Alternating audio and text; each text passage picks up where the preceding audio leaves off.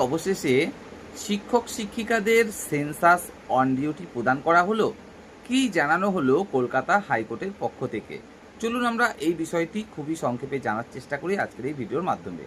দেখুন, আপনারা প্রত্যেকেই জানেন যে এই যে সেন্সাস 2027, যার ডিউটি মূলত কিন্তু বেশিরভাগ পড়েছে কাদের? শিক্ষক শিক্ষিকাদের ওপরে। কারণ শিক্ষক শিক্ষিকারাই কিন্তু এই সেন্সাসের কাজে নিযুক্ত হয়েছেন ম্যাক্সিমাম। তো এই শিক্ষক শিক্ষিকারা যদি সেন্সাসের কাজ করেন তাহলে কি হবে?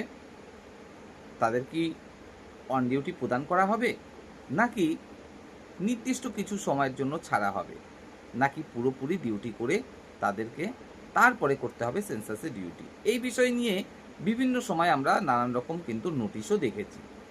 জানানো হয়েছে শিক্ষা দপ্তরের পক্ষ থেকে যে স্কুলে প্রত্যেক শিক্ষক শিক্ষিকাকে ফুল ডিউটি করতে হবে এবং ডিউটি করার পরে যখন স্কুল ছুটি হবে তখন তাদেরকে সেন্সাসের ডিউটি করতে হবে। প্রয়োজনে ছুটির দিনগুলোতে তাদেরকে সেন্সাসের ডিউটি করতে হবে।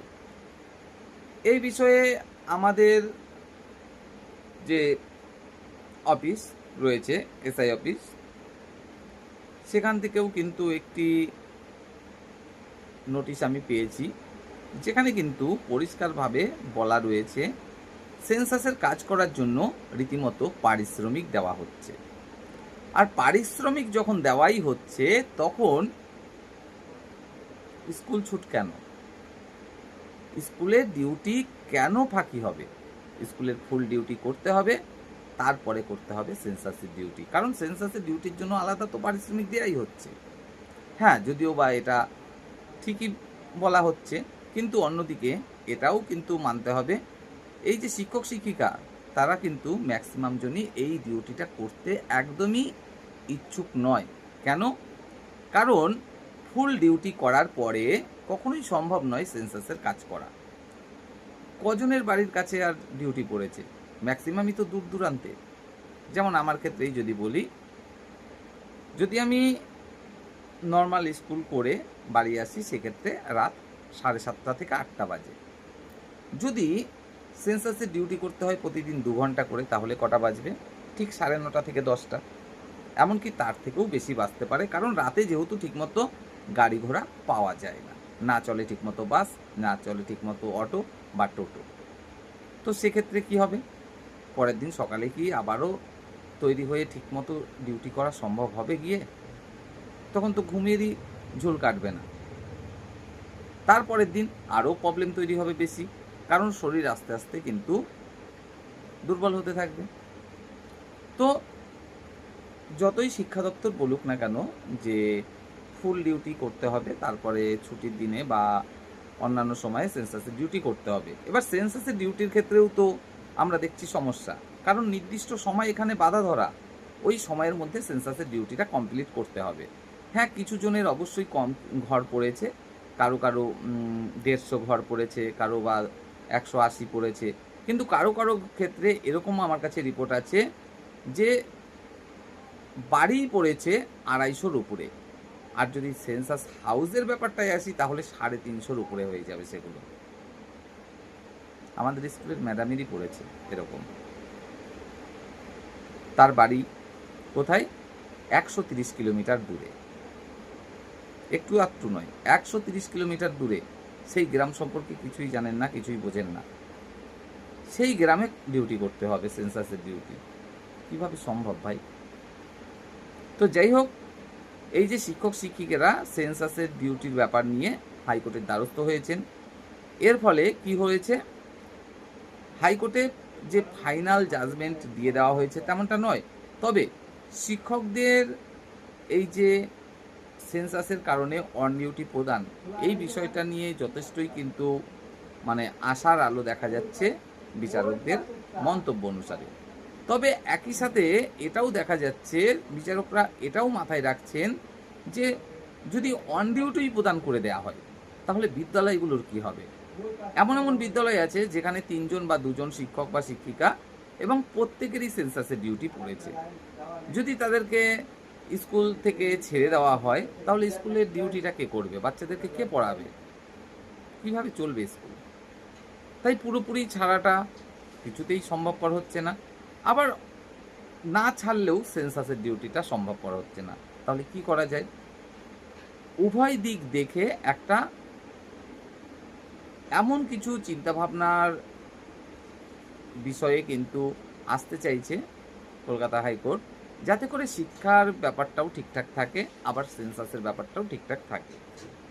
তো সেই ক্ষেত্রে আগামী দুদিন পরেই আবারও শুনানির জন্য ডেট দেওয়া হচ্ছিল প্রাথমিক পর্যায়ে, কিন্তু রাজ্যের তরফ থেকে যে আইনজীবী ছিলেন তিনি ঘোরতর আপত্তি করার কারণে এটা আরও একটু পিছিয়ে গিয়ে আগামী শুক্রবারে কিন্তু ডেটটা দেওয়া হয়েছে পরবর্তী শুনানি।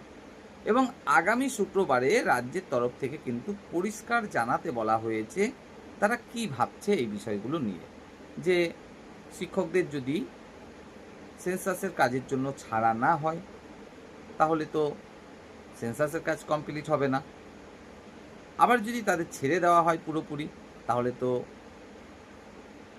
পড়াশোনাটা লাটে উঠে যাবে, স্কুল বন্ধ করে রাখতে হবে। তো এই বিষয়গুলো নিয়ে রাজ্য সরকার বর্তমানে কি চিন্তা ভাবনা করছে যে উভয় দিকটা যেন ঠিকঠাক থাকে।